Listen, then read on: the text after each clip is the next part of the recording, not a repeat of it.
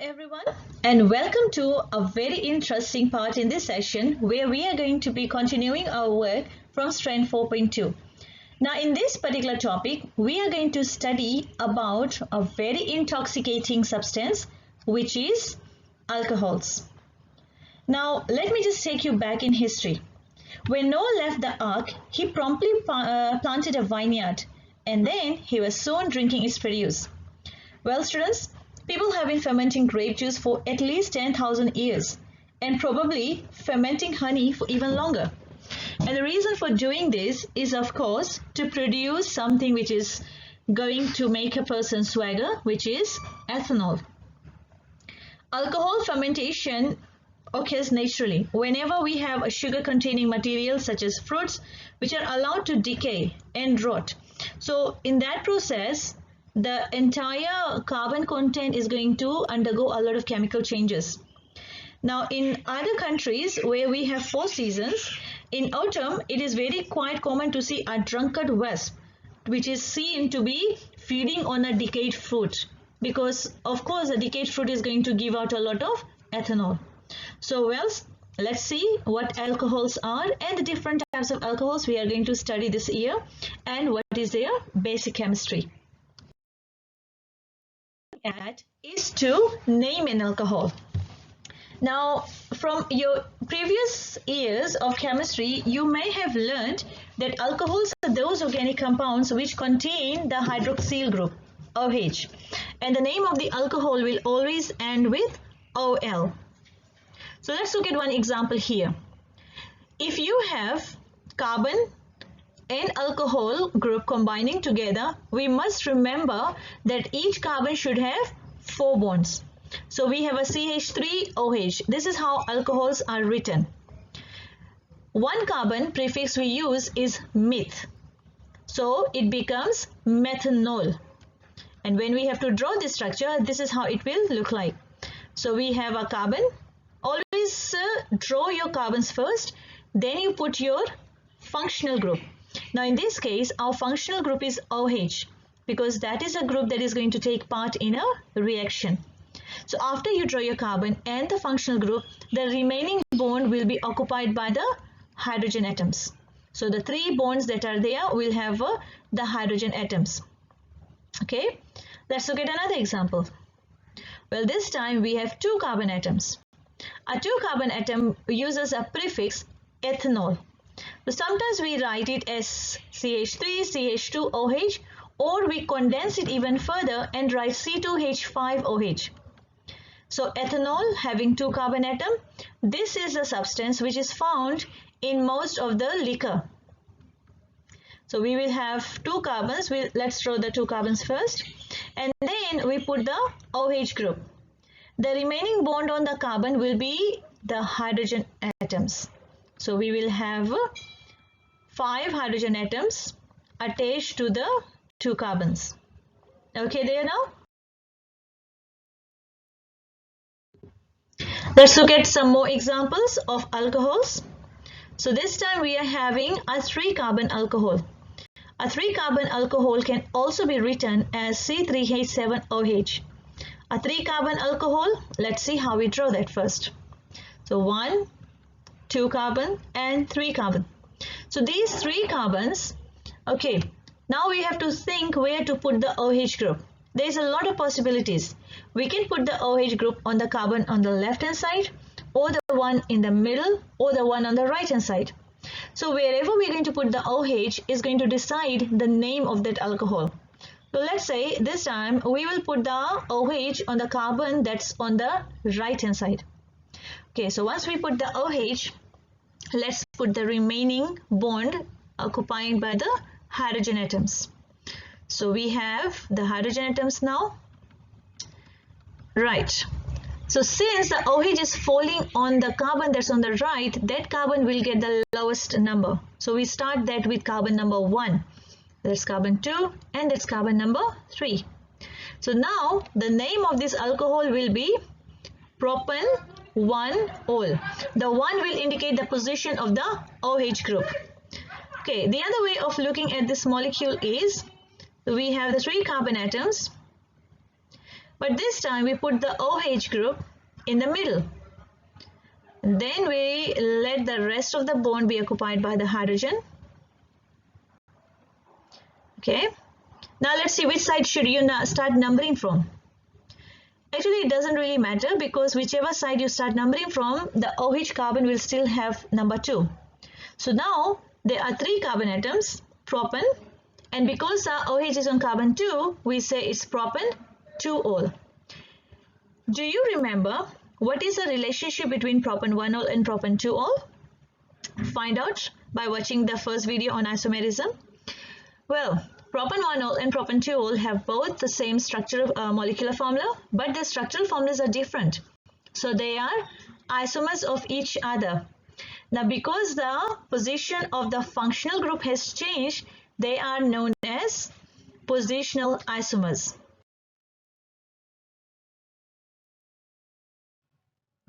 Okay, so let's look at some of the physical properties of alcohols. Now, since alcohols are organic compounds and they are also discrete molecular in nature, they will have weak van der Waals forces of attraction. However, the weak van der Waals forces of attraction is going to be far more stronger in alcohol compared to alkane, alkene and alkynes. So let's take you through to the different properties of alcohols. First of all, alcohols are colorless compounds. Their boiling points are much higher compared to the other organic compounds with the same number of carbon atoms. But as the number of carbon atom in alcohol increases, the boiling point of the alcohol will also increase.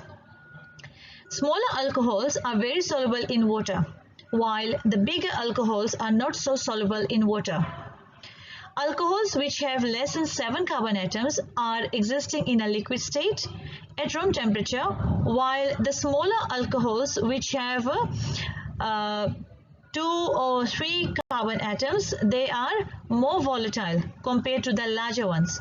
Volatile simply means the ability of the alcohol molecules to vaporize. Alcohols undergo a number of chemical reactions, one of which is known as a combustion reaction, a reaction in which a molecule combines with oxygen to form carbon dioxide and water when it is undergoing a complete combustion. It can form carbon monoxide and water or carbon and water if it is undergoing incomplete combustion. For an alcohol, it is going to undergo a complete combustion where it will combine with plenty oxygen molecules. The flame of the alcohols burning in oxygen will be blue in color, and the products are going to be carbon dioxide and water. So these are some of the reactions by which alcohol can combine with oxygen. Through complete combustion, it will form carbon dioxide and water where the flame will be blue. But if it undergoes an incomplete reaction, it will form carbon monoxide and water.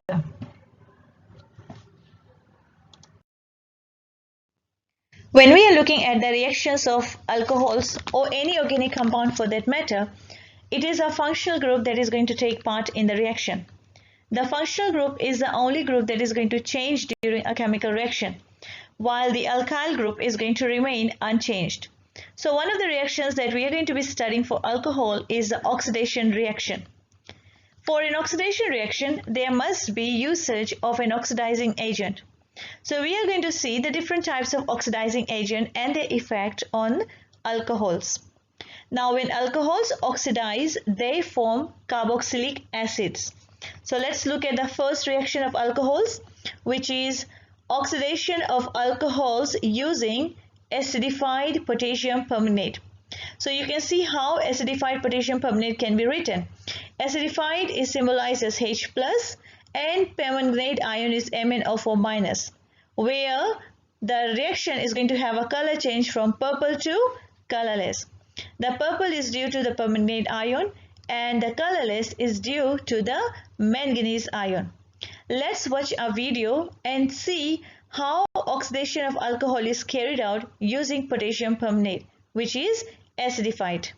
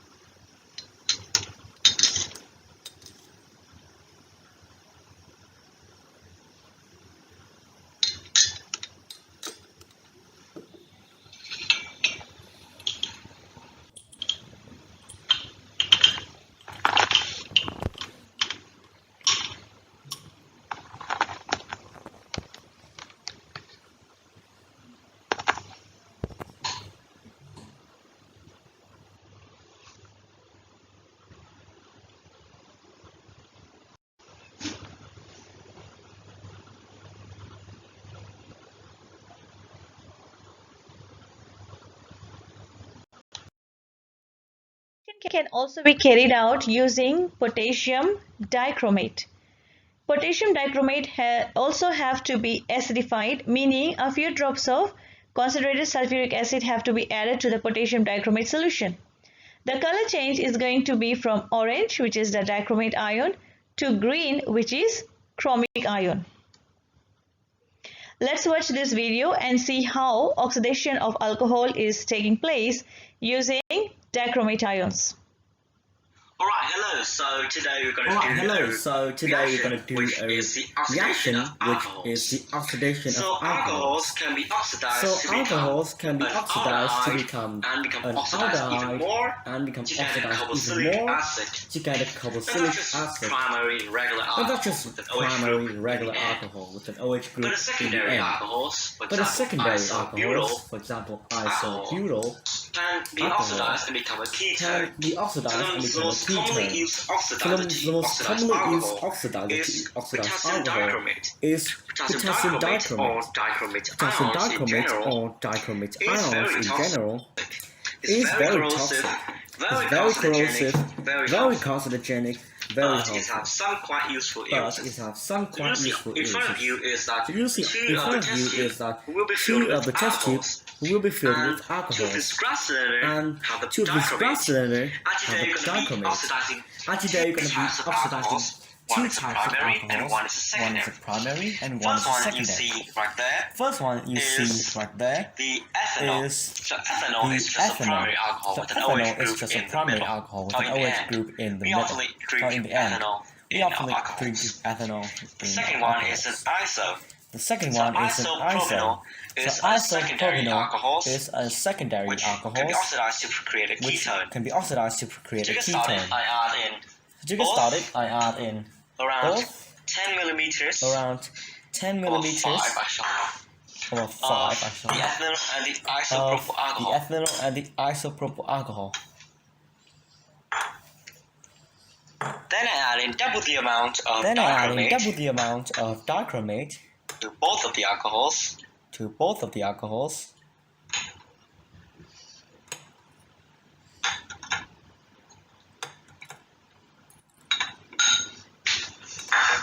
And then we must introduce some heat. So here I have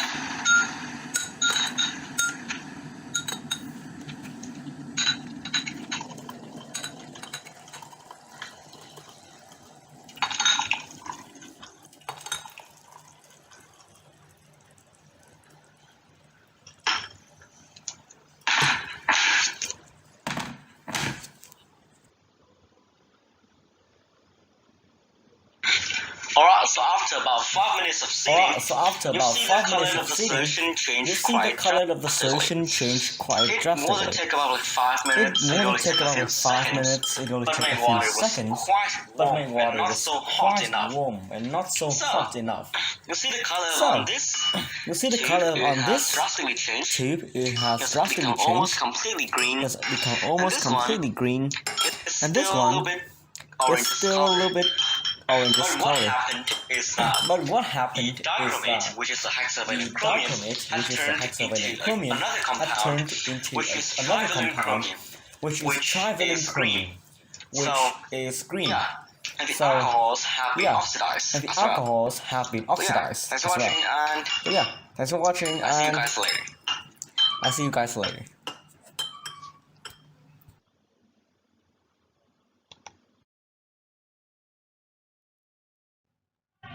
Some of the application of oxidation reaction of alcohols involve their use in a breathalyzer machine. A breathalyzer test is a test which determines the amount of alcohol in a person's breath, and this can be done through acidified dichromate ion. So the acidified potassium dichromate is placed in a glass tubing which is attached to a plastic bag, and the person is allowed to blow air into the glass tubing. After which, the alcohol in the breath is going to change the orange dichromate crystals, which is going to be in the bag, to green chromium ions. Therefore, the alcohol is undergoing an oxidation reaction, while the dichromate ions will undergo reduction reaction. As a result, the time that it takes for the orange crystal to turn green will indicate the concentration of alcohol in the person's breath.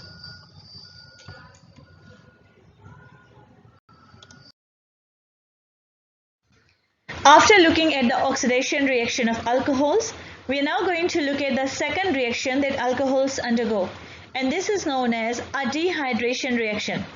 Dehydration simply means removal of water.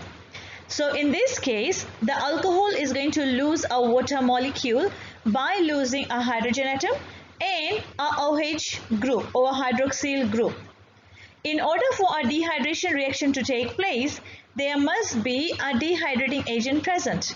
And one of the most strongest dehydrating agent is concentrated sulfuric acid or heated aluminium oxide, both of which have the ability to remove the H and the OH from a particular molecule to form H2O. Apart from that, there should be a very high temperature for this reaction, like 170 degrees Celsius.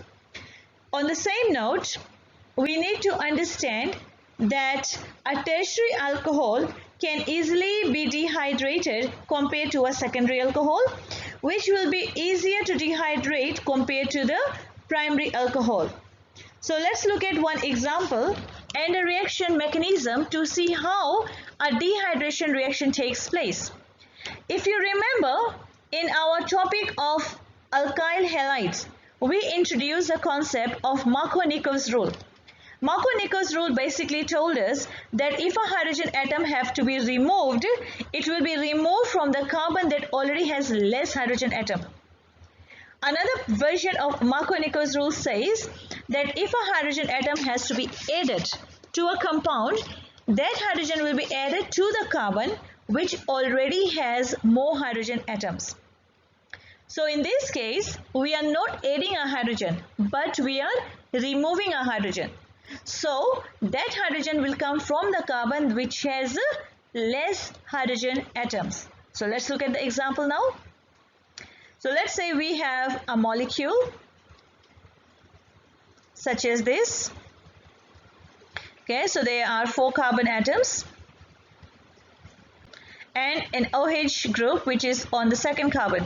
So this is parent chain is 4, that is butane. Okay, and then this OH is on carbon 2, so that is butane 2-ol. Now this butane 2-ol undergoes a dehydration. You should be able to recognize this reaction by this particular clue. Concentrated sulfuric acid written on top of the arrow should indicate that a dehydration reaction is taking place. Now in this reaction, the OH is going to be removed. So we have that OH on carbon number 2. So if the carbon 2 is losing the OH, the same carbon cannot lose the hydrogen. Beside carbon 2, which is losing the OH, we have carbon 1 and carbon 3. So the hydrogen can come from carbon 1 or carbon number 3. So let's see. Let's look at carbon number 1. Carbon number 1 has how many hydrogen? Now we are going to apply Markovnikov's rule. Carbon 1 has 3 hydrogens, while carbon number 3 has 2 hydrogens. This here, carbon 1, this is the first hydrogen, that's the second one, and this is the third hydrogen. Carbon number 3, it has 1 and 2 hydrogen atoms. Okay, hydrogen atoms are there. So let's see what is going to happen next.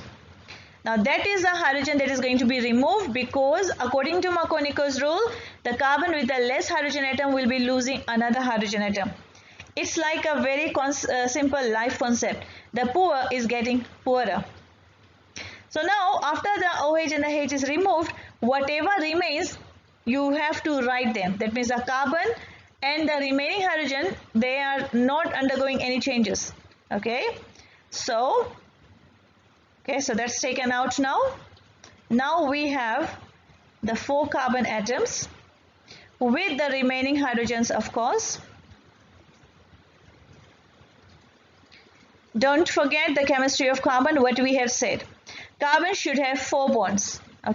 Carbon number 2, which is this one here, this carbon has 1, 2 and 3 bond. The fourth bond will be a double bond. So that is how a double bond is formed in a dehydration of alcohol. The byproduct will be the H2O that will be combined by the action of H and OH. So students, there you have it. This is how a dehydration mechanism takes place. Okay.